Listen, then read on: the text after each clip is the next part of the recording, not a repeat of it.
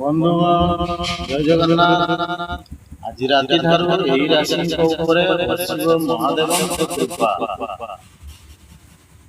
ବନ୍ଧୁଗଣ ଭିଡ଼ିଓଟିକୁ ପୁରା ଦେଖିବେ। ବନ୍ଧୁଗଣ ମା ଲକ୍ଷ୍ମୀଙ୍କ ଅପାର କୃପା କିଛି ରାଶିଙ୍କ ଉପରେ କରିବାକୁ ଯାଉଅଛି।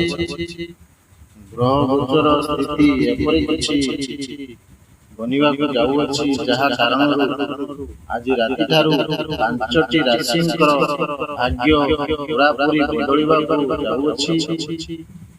ଏମାନଙ୍କ ଉପରେ ମା ଲକ୍ଷ୍ମୀଙ୍କ ଅଶେଷ କୃପା ପଡ଼ିବାକୁ ଯାଉଅଛି। ଏମାନଙ୍କର ଭାଗ୍ୟ ଖୋଲିବାକୁ ଯାଉଅଛି। ଏମାନଙ୍କ ଜୀବନରେ ଧନଜନିତ କେବେ ବି ଦେଖାଯିବ ନାହିଁ।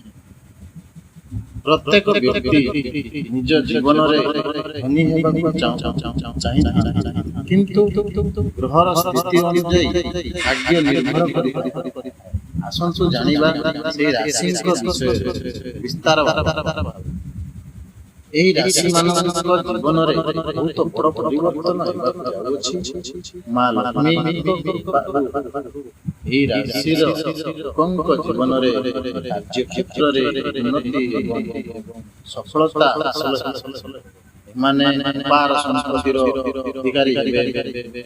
ଏମାନଙ୍କ ଉପରେ ଧନର ବର୍ଷା ହେବ। ସନ୍ତାନଙ୍କ ତରଫରୁ ଖୁସି ଖବର ମିଳିବ। ପାରିବାରିକ ଜୀବନ ମଧୁର ସାବ୍ୟସ୍ତ ହେବ। ଏହି ରାଶିର ଲୋକମାନେ ଜୀବନ ସାଥୀଙ୍କ ସହ ସମୟ ଅତିବାହିତ କରିବେ। ଏମାନଙ୍କର ଦାମ୍ପତ୍ୟ ଜୀବନ ହସ ଖୁସିରେ କଟିବ। ଏହା ସହ ଏମାନେ ସମାଜରେ ନିଜର ପ୍ରତିଷ୍ଠା ହାସଲ କରିବେ। ମାନ ସମ୍ମାନ ମଧ୍ୟ ମିଳିବ। ଏହି ରାଶିର ବ୍ୟକ୍ତିମାନେ ଧନ ହାସଲ କରିବେ। ଏମାନଙ୍କୁ ନିଜ ପରିବାର ଓ ବନ୍ଧୁଙ୍କ ସହଯୋଗ ପ୍ରାପ୍ତ ହେବ। ଆସନ୍ତା ସମୟରେ କୌଣସି ବାଧା ସୃଷ୍ଟି ହେବ ନାହିଁ। ପ୍ରଚୁର ଧନଲାଭ କରିବେ। ଏମାନେ ପ୍ରତିଷ୍ଠିତ ବ୍ୟକ୍ତିତ୍ୱ ଭାବେ ନିଜକୁ ପରିଚିତ କରିବେ। ବିଦ୍ୟାର୍ଥୀମାନେ ସଫଳତାର ଶୀର୍ଷ ସ୍ଥାନରେ ପହଞ୍ଚିବେ। ପରୀକ୍ଷାରେ ସଫଳ ହେବେ। ଏମାନଙ୍କର ମାର୍ଗଦର୍ଶନ ପାଇବା ଦ୍ୱାରା ନିଜକୁ ଭାଗ୍ୟଶାଳୀ ମନେ କରିବେ। ଏମାନଙ୍କୁ ଭାଗ୍ୟର ସମ୍ପୂର୍ଣ୍ଣ ସହଯୋଗ ପ୍ରାପ୍ତ ହେବ। ଯେକୌଣସି ନୂତନ କାର୍ଯ୍ୟ ଆରମ୍ଭ କରିବେ, ସେଥିରେ ସଫଳତା ପାଇବେ। ଆପଣଙ୍କୁ ଏହି ମାସରେ ଧନର କୌଣସି ଅଭାବ ରହିବ ନାହିଁ। ଏମାନଙ୍କ ଜୀବନରେ ଶାନ୍ତି ପ୍ରତିଷ୍ଠା ହେବ।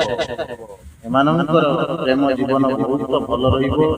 ମା ଲକ୍ଷ୍ମୀଙ୍କ ନାମ ନେଇ ଯେଉଁ କାମ କରିବେ, ସେଥିରେ ଉନ୍ନତି କରିବେ। ପ୍ରେମୀ ଯୁଗଳ ପରସ୍ପର ସହ ଆଲୋଚନା କରିବେ। ପ୍ରେମ ବିବାହର ରୂପ ନେଇପାରିବେ। ଘର ପରିବାରରେ ଖୁସିର ପରିବେଶ ରହିବ। ଅଟକିଥିବା କାମ ସମୟ ଅନୁସାରେ ପୁରା ହେବ।